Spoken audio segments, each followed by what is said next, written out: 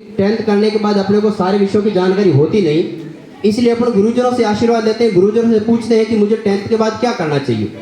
और वो आपको उनके अकॉर्डिंग, उनको जो अच्छा लगता है, सही लगता है, वो आपको सलाह देते हैं और आप उनके अकॉर्डिंग काम करते हो। लेकिन ट्वेल्थ के बाद में भी आप अपने गुरुजनों के संपर्क में जरूर रहें, जहाँ पर भी रहें उनसे कांटेक्ट में रहें, ताकि समय समय पर आपको मार्गदर्शन मिलता रहे। आप कितने भी ज्ञानी हो, कितने भी पढ़े लिखे हो, कितने भी ज्ञान जिज्ञासु हो, पिपासु हो, लेकिन यदि उचित गाइडेंस नहीं है, सही मार्गदर्शन नहीं है, तो आप मेहनत तो कर रहे हो लेकिन मेहनत गलत दिशा में कर रहे हो। आपको जाना तो यहाँ से घर है, घर जाने के लिए दोनों तरफ से रास्ते जा रहे हैं, एक तो सीधा रास्ता जा रहा पगडंडी का, दूसरा कोई बीच में पर्वत पहाड़ है, उसकी चारों ओर चक्कर लगा के आपको जाना है। घर तो आप पहुंच जाओगे, लेकिन पर्वत पहाड़ जो है उसका चक्कर लगा के जाओगे तो देर से पहुंचोगे, लेकिन यदि सीधे रास्ते जाओगे तो आप समय पर जल्दी घर पहुंच जाओगे। तो 12वीं के बाद अपन सब ग्रामीण पृष्ठभूमि के विद्यार्थी है, अपने सबकी इच्छा और अपने माता पिता की इच्छा भी यही होती है कि मेरा विद्यार्थी जो जल्दी से जल्दी सक्षम हो, क्योंकि लंबे समय तक उनकी भी इतनी गुंजाइश होती नहीं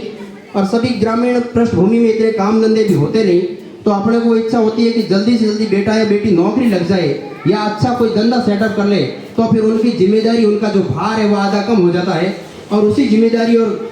जो भार है उसको आपको अपने दिमाग में रखते हुए आगे का रास्ता तय करना है। आप जब भी आप विद्यालय छोड़कर बड़े शहरों में, चाहे बाड़मेर हो या दूसरे किसी शहर में आप जाओ पढ़ने के लिए, तो कम से कम अपने माता पिता ने जो बातें आपको घर से बाहर निकलते समय कही होगी, जो मम्मी ने आपको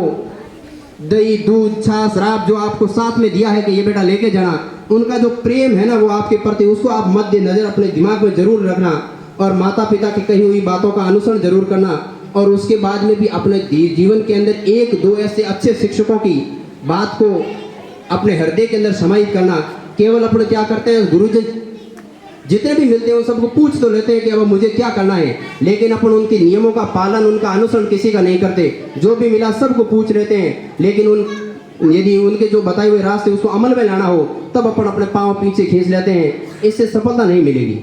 सफलता मिलेगी आप जिसको भी पूछो, चाहे एक व्यक्ति को पूछो, लेकिन उसकी सफलता का जो राज है, उन्होंने जो मेहनत की है, किस हिसाब से पढ़ना है, क्या पढ़ना है, कितना पढ़ना है, क्या छोड़ना है, कैसे परीक्षा होती है, कौन सी परीक्षा अपने को देनी है, कौन सा एग्जाम अपने को जल्दी फाइट करना, अपने को जल्दी सक्षम बना सकता है,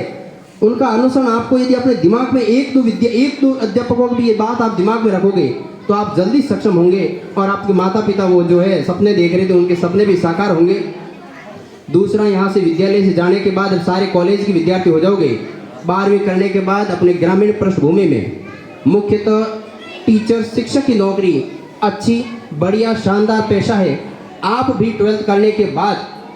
देखो ग्रेजुएशन तो आप सबको करनी है वैसे, लेकिन अब सरकार ने बढ़िया स्कीम कर रखी है NEP 2020 में कि 4 साल में आपकी BEd भी हो जाती है और ग्रेजुएशन भी हो जाती है, और इसके अलावा एक BSTC का एग्जाम भी होता है। यदि कोई विद्यार्थी प्रशासनिक सेवाओं की तैयारी की तरफ जाना चाहता है तो भी प्रशासनिक की तैयारी का आपको कोई डिग्री आड़े नहीं आती। मैं चाहता हूं कि गांव से निकला हुआ व्यक्ति सबसे जल्दी से जल्दी नौकरी कौन सी मिले उसकी चाहत होनी चाहिए, क्योंकि कल किसका समय कैसा हो कोई भरोसा नहीं। इसलिए सबसे पहले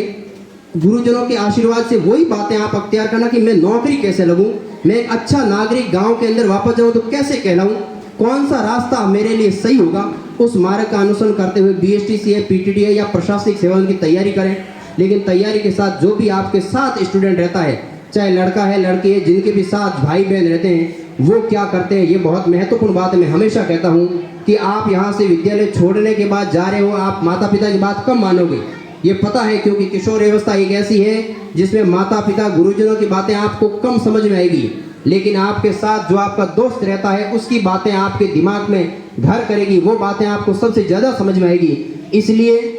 आपके माता पिता भी यही चाहते हैं कि अच्छा नागरिक बनना है तो आपके साथ में रहने वाला विद्यार्थी अच्छा होना चाहिए, उसका मार्ग और उसकी विचारधारा, जो आपका मार्ग और आपकी विचारधारा उसकी मैच होनी चाहिए। यदि दोनों के बेमेल विचार है तो फिर आपका मार्ग